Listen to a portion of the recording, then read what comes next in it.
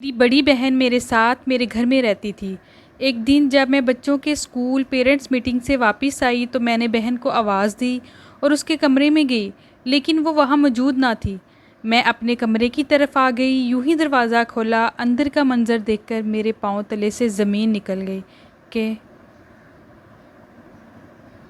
نیم ہمارے ابا کے پرانے ملازم کا بیٹا تھا۔ جب یہ 11 سال کا تھا، اس کے ماں باپ زلزلے میں مکان کے ملبے تلے دب کر ہلاک ہو گئے۔ اللہ کی قدرت کہ یہ لڑکا زندہ بچ گیا۔ والد صاحب اسے گھر لے آئے، اس کی پرورش کرنے لگے۔ وہ صرف 8ویں تک پڑھ سکا۔ گھر کے برابر والد صاحب کا گودام تھا، جہاں وہ دکان کا مال اسٹاک کرتے تھے۔ نعیم کو گودام میں رہنے کے لیے جگہ دے دی گئی۔ کھانا وہ ہمارے گھر سے کھاتا۔ گودام کی صفائی اور رکھوالی کے علاوہ گھر کا سودا سلف بھی اس کے ذمہ تھا۔ وقت گزرتا گیا، یہاں تک کہ نعیم گبرو جوان ہو گیا۔ اس نے قد کاٹ، شکل و صورت خوب نکال لی تھی۔ والد صاحب کو ایک معاون کی ضرورت تھی اور اس لڑکے کا بھی کوئی نہ تھا۔ تبھی یہ اب ہمارے کنبے کے لیے لازمی ہو گیا تھا۔ پاؤں کی جوتی کو کوئی سر پر نہیں رکھتا، یہ میری ماں جان کے الفاظ تھے۔ وہ خدمت گار کا بیٹا تھا اور اسے خدمت گار ہی رہنا تھا۔ لہٰذا والدہ نعیم سے فاصلہ رکھتی تھی، کہتی تھی میرے گھر میں بچیاں ہیں اور غیر لڑکے کو دہلیز سے باہر ہی کھڑا رکھوں گی۔ اس کو گھر کے اندر آنے کی اجازت دینا غلط ہوگا۔ والد صاحب کو تاکید کر دی کہ اب اندر نہیں آئے گا، جوان ہو گیا ہے۔ جو کام ہوگا اس کو باہر سے ہی بتا دیں گے، اور کھانا بھی ڈیوڑی میں رکھ دیں گے، اٹھا لے گا، اور برتن واپس ڈیوڑی میں دھر کر دستک دے گا تو ہم خود بعد میں اٹھا لیں گے۔ والد صاحب نعیم سے پیار کرتے تھے، لیکن والدہ کی منشا و رضا کو بھی ملحوظ خاطر رکھنا ضروری تھا۔ بس جیسا اماں نے کہا ویسا ہی کیا۔ تاہم کبھی کبھار ہم کو اس لڑکی کی ضرورت پڑ ہی جاتی تھی۔ جب کبھی بھاری سامان ادھر سے ادھر کرنا ہوتا، چھت کے جالے صاف کرانے ہوتے، امی نعیم کو گھر کے اندر بلاتی، لیکن باجی کو منع کرتی کہ تم نے اس لڑکے کے ساتھ زیادہ بات نہیں کرنی۔ باجی بھی ایک کایا تھی۔ امی کی نظر چوکتی تو نعیم سے باتیں کرنے لگتی۔ وہ ماں کی بات نہ مانتی۔ ماں کو غصہ آ جاتا اور اکیلے میں سمجھاتی غیر لڑکوں سے زیادہ بات نہیں کرتے، تم اس سے پردہ کیا کرو۔ باجی سمینہ ان دنوں ایف اے میں تھیں۔ امی جان بیمار ہو گئی اور یہ بیماری جان لیوا ثابت ہوئی۔ بلڈ پریشر کے باعث والدہ کے گردے خراب ہو گئے اور کچھ دن بیمار رہ کر وہ اللہ کو پیاری ہو گئی۔ ہمارے لیے یہ صدمہ جان نکاح تھا۔ میں تب 7ویں میں پڑھ رہی تھی۔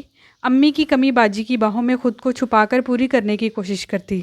وہ بھی سمجھدار تھی، مجھ کو بہت پیار کرتی۔ یوں بڑی بہن کے شانے سے لگ کر غم آدھا رہ جاتا۔ ایف اے کے پیپرز دینے کے بعد میری یہ بہن گھر بیٹھ گئی۔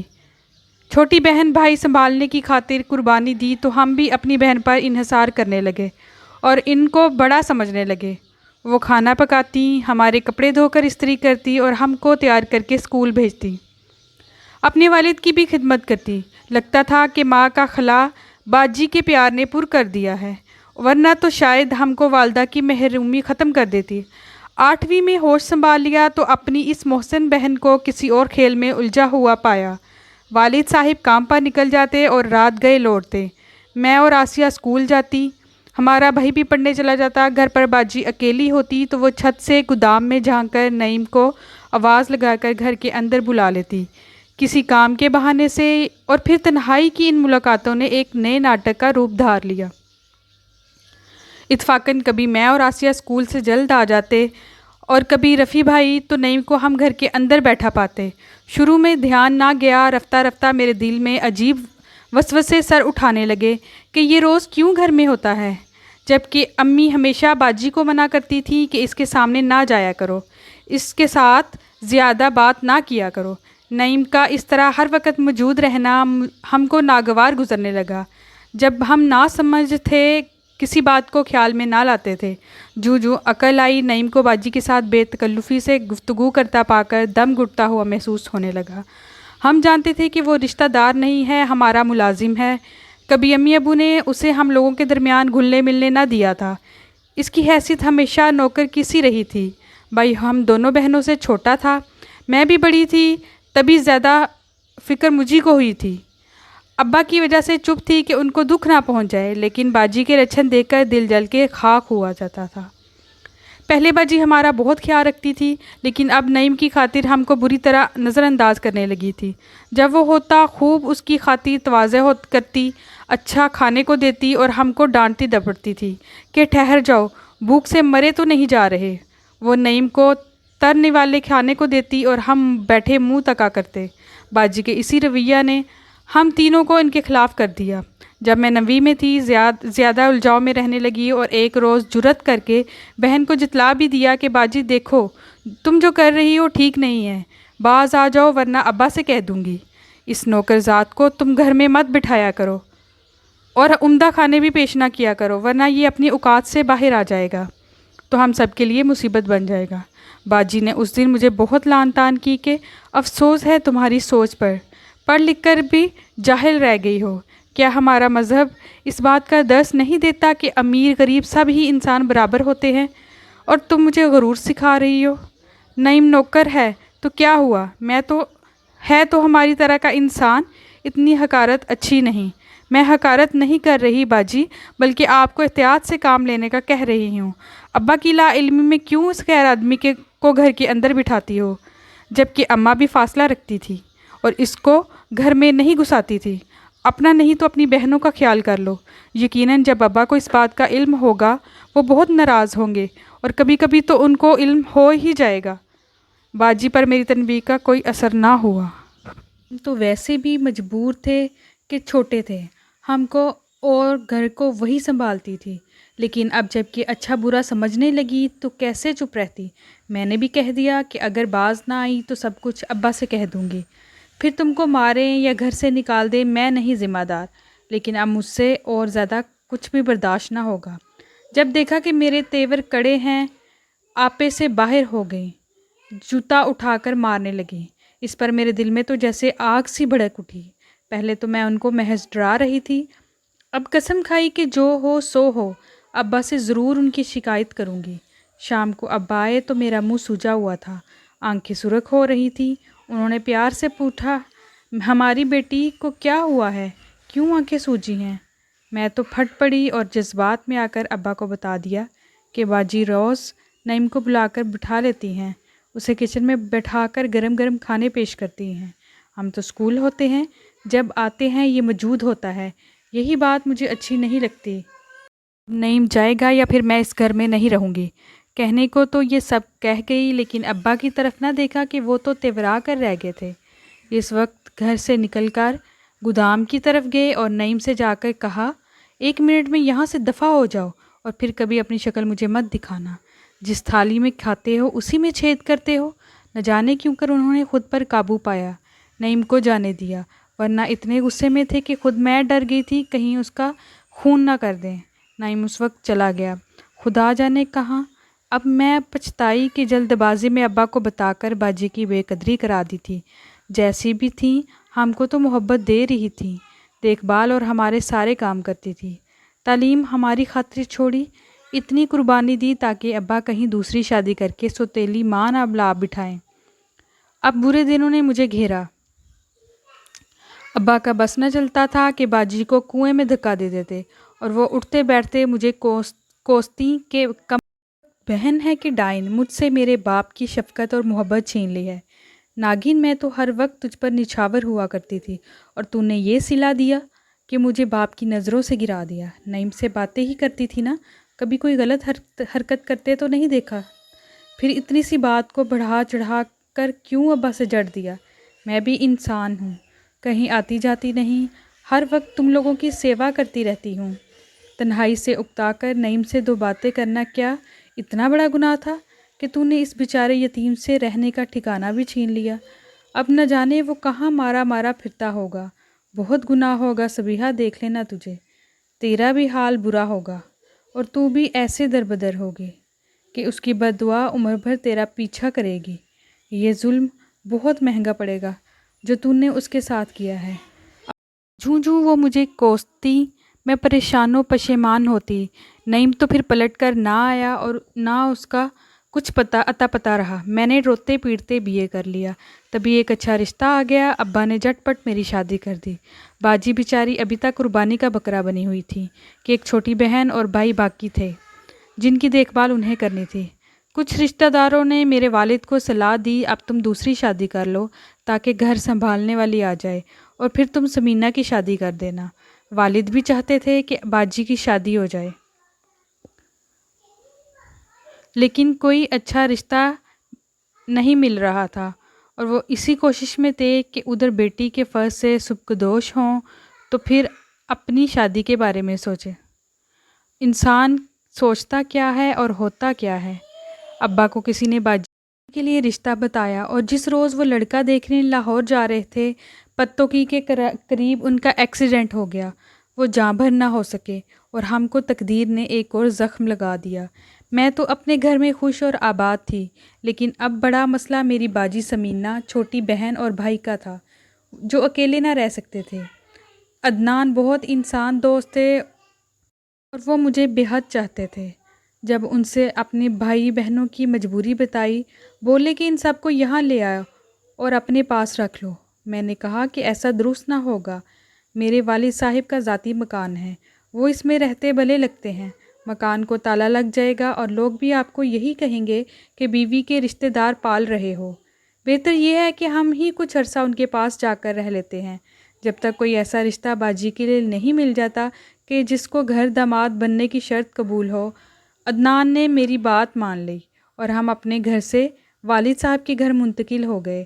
والد صاحب نے کافی رقم باجی اور رفیع کے نام جمع کرائی ہوئی تھی، لہٰذا انہیں خرچے کی تنگی تو نہ تھی، لیکن تحفظ ضرور چاہیے تھا۔ باجی میرے اور عدنان کے ساتھ رہنے پر خوش تھیں کہ اب ان کو ڈر نہ لگتا تھا اور بہت سے مسائل سے بچ گئے تھے۔ عدنان ہر طرح سے میرے بھائی اور بہنوں کا خیال رکھ رہے تھے۔ میں البتہ والد کے گھر آ کر کچھ بے آرام ضرور ہوئی تھی، کیونکہ میرا اپنا گھر آرام و راحت کا گہوارہ تھا، جہاں نوکر چاکر سبھی سہولیات میسر تھیں۔ عدنان کی مجھ سے محبت دیکھ کر ہر کوئی مجھ پر رشک کرتا تھا۔ واری قسمت، باجی کے لیے ابھی تک کوئی موزوں رشتہ نہ ملا، لیکن چھوٹی بہن نے ایف اے کر لیا تو اس کی شادی عدنان نے اپنی بہن کے بیٹے سے کرا دی۔ رفیع نے بھی 8ویں پاس کر لی اور اس کا سلیکشن آرمی کی اکیڈمی میں ہو گیا۔ وہ جہلم چلا گیا۔ اب گھر میں باجی، میں اور عدنان رہ گئے۔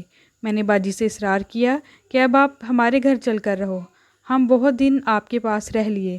میرا ایک یہ بھی مقصد تھا کہ وہ میرے محل نما گھر میں رہیں گی تو میرے خاوند کے اسٹیٹس کے مطابق ان کے لیے کوئی اچھا رشتہ آ جائے گا۔ والد صاحب کا گھر تو ایک متوسط طبقے کے رہائشی علاقے میں بنا ہوا تھا اور ان کی وفات کے بعد ان کا حوالہ بھی نہ رہا تھا۔ رشتوں میں لوگ ایسی باتوں کو بھی مد نظر رکھتے ہیں۔ باجی میرے گھر میرے ساتھ رہنے لگی۔ ہمارے ساتھ رہتے ہوئے یہاں ان کو احساس ہوا کہ مجھے تو دنیا کی دولت مل گئی ہے، شوہر کے پیار کا خزانہ۔ عدنان کی محبت میرے لیے بڑا سرمایہ تھا، جسے میرا گھر رشک جنت تھا۔ وہ دل ہی دل میں کڑنے اور مجھ سے حسد کرنے لگی۔ کاریں، بنگلہ زر، زیور، سبھی کچھ تو میرے پاس تھا۔ میں شہزادیوں کی طرح رہنے لگی۔ نوکر چاکر میرے آگے پیچھے ہاتھ جوڑے رہتے تھے۔ خدا تعالیٰ نے مجھے 2 بیٹیوں سے بھی نواز دیا، لیکن میری بہن کے نصیب کے پھول نہ کھلے۔ کئی بار رشتے کی کوشش ہوئی، لیکن بات بنتی اور پھر ٹوٹ جاتی۔ اللہ جانے کیا وجہ تھی، حالانکہ میں اور عدنان خلوص دل سے چاہتے تھے کہ باجی سمینہ اب اپنے گھر کی ہو جائیں۔ ان کی شادی کی عمر نکلی جاتی تھی۔ وہی ہوا جس کا ڈر تھا۔ بہت کوششوں کے باوجود ان کا رشتہ نہ ہو سکا اور ان کی شادی کی عمر نکل گئی۔ میں تو خوش اور مطمئن اپنے بچوں کی چہکاروں میں گم تھی، لیکن مجھ سے کئی برس بڑی بہن تنہائی کی آگ میں جھلس رہی تھی۔ مجھے محسوس ہونے لگا کہ جب میں عدنان کے قریب ہوتی ہوں اور ہم پیار و محبت سے بات کرتے ہیں، باجی کھو سی جاتی ہیں۔ اب تو اکثر وہ ہم کو ہنستے دیکھ کر ٹھنڈی آہ بھرتی تھیں اور ان کے چہرے کا رنگ ہی بدل جاتا تھا۔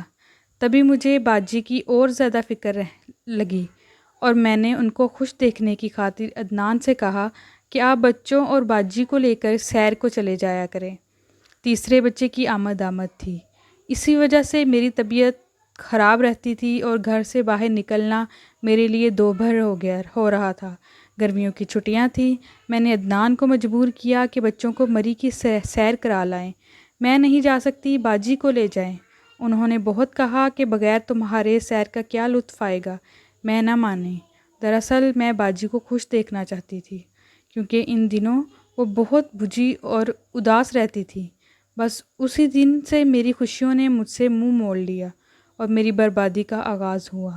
سیر سے واپسی پر میری بہن کا موڈ مزاج کچھ اور تھا اور عدنان کی نظریں بھی بدلی تھیں۔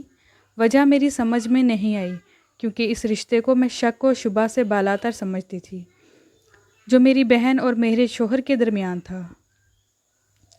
عدنان ایسا پیار کرنے والے شوہر جس پر ایک بیوی پورا بھروسہ کر سکتی تھی، جبکہ باجی نے تو مجھے بہت پیار دیا تھا۔ ماں کے گزر جانے کے بعد ان کی یاد کو اسی بہن کی محبت نے بھرا تھا، لیکن آج یہ کیا کہ دونوں ہی مجھ سے نگاہیں ملاتے ہوئے شرما رہے تھے۔ میں حیران اور خاموش تھی۔ تحمل سے کام لیا، خود کو سمجھا لیا کہ سگی بہن پر شک و شبہ ناقابل معافی جرم ہے۔ معمول کے کاموں میں لگ گئی، لیکن باجی کے رنگ ڈھنگ بناؤ سنگار سے دل کو دھڑکا سا لگ گیا۔ خدا جانے کیوں جی کو بے سکونی کھا رہی ہے۔ ایک دن جب میں بچوں کے اسکول گئی تھی اور جب واپس آئی، میں نے باجی کو آواز دی اور باجی کے کمرے میں گئی، لیکن وہ وہاں موجود نہ تھی۔ پھر میں نے سمجھا کہیں باہر گئی ہوں گی اور میں اپنے کمرے میں واپس آ گئی۔ یوں ہی دروازہ کھولا، اندر کا منظر دیکھ کر میرے پیروں تلے سے زمین نکل گئی۔ باجی اور عدنان کمرے میں موجود تھے۔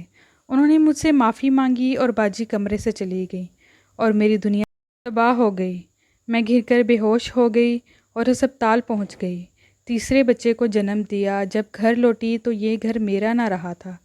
عدنان نے معافی مانگی اور کہا تمہاری بہن کا قصور ہے۔ میں نے تو کبھی ایسا سوچا نہ تھا، لیکن اب جو ہو چکا ہے اس کو بتائے بغیر میرے ضمیر کا بوجھ ہلکا نہ ہوگا اور بڑھتا جائے گا۔ انہوں نے جو کہا سن کر سناٹے میں رہ گئی۔ جس قدر ماتم کرتی کم تھا، کبھی بہن کی جانب دیکھتی تھی تو کبھی شوہر کی طرف۔ دکھ تو یہ تھا کہ باجی کو اپنے اس فعل پر کوئی دکھ، کوئی شرمندگی نہ تھی۔ دل عدنان کو دھتکارتا تھا، پھر بھی انہیں چھوڑنا نہ چاہتی تھی کہ 3 بچوں کی زندگی کا سوال تھا، لیکن اخلاقی اعتبار سے اب مجھے ان کے نکاح میں نہیں رہنا تھا، کیونکہ اب میرا اپنے شوہر سے کوئی ناتا نہ رہا تھا۔ مجھے ان کا گھر چھوڑنا ہی تھا۔ انہوں نے مجھے طلاق دی اور میں اپنے والد کے گھر آ گئی کہ جہاں عرصہ سے تالا پڑا ہوا تھا، اور باجی نے عدنان سے نکاح کر کے میرا گھر سنبھال لیا۔ میری جنت پر حقدار بن گئی۔ انہیں میرے لٹنے کا ذرا بھی ملال نہ تھا اور نہ میرے بچوں پر ان کو رحم آیا۔ میں دن رات یہی سوچ کر حیران ہوتی ہوں کہ اس قدر قریبی رشتوں کا بھی کوئی اعتبار نہیں۔ اگر آپ مزید دلچسپ کہانیاں پڑھنا چاہتے ہیں اور سننا چاہتے ہیں تو پلیز میرے چینل کو سبسکرائب کر دیں۔ شکریہ۔